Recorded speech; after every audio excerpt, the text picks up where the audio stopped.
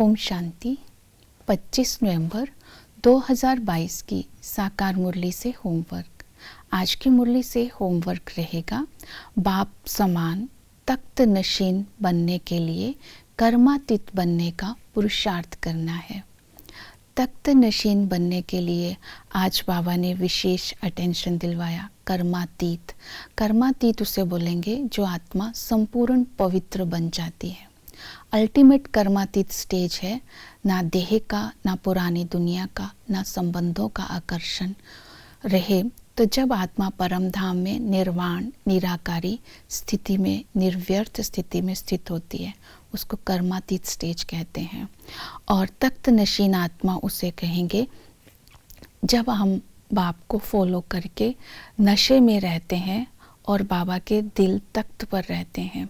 जब श्रीमत को फॉलो करेंगे तो बाबा के तख्त नशीन बनेंगे। इसके लिए आज बाबा ने जो विधि बताई है तख्त नशीन बनने की, पहली विधि है अवगुणों को निकाल देना है।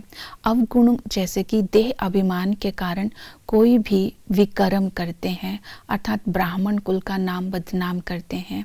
दूसरा, बाप को भूलकर नास्तिक बन जाते हैं। तीसरा बताया आज की मुरली में अवगुण दिल शिकस्त हो जाना।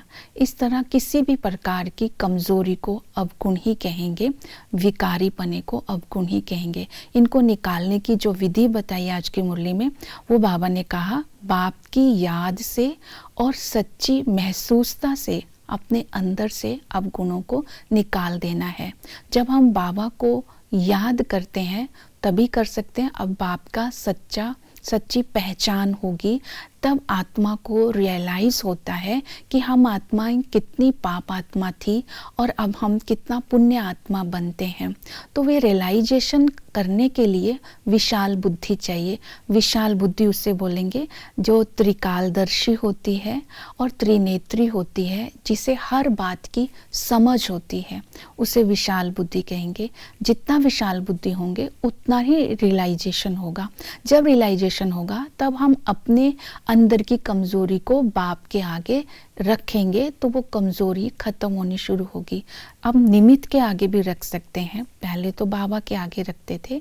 दूसरी विधि बताई है याद से अवगुणों को निकालने की, संबंधों के आधार पर कि बाबा के साथ कंबाइंड जब हम हो जाएंगे तब बाप की समीपता का अनुभव करेंगे, तो बाबा का सहयोग मिलेगा, तो अंदर से अवगुण निकलते जाएंगे। तीसरी विधि बताई अवगुणों को निकालने की, तो बाबा ने बोला ये स्लोगन सदा ही याद रखो, हिम्मते बच्चे मददे बाप।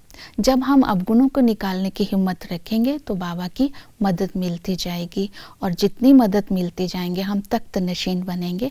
तख्त नशीन आत्मा कभी भी व्यर्थ और पश्चाताप के महसूसता में नहीं रहती, सदा ही नशे में रहती है, वही तख्त नशीन बन सकते हैं।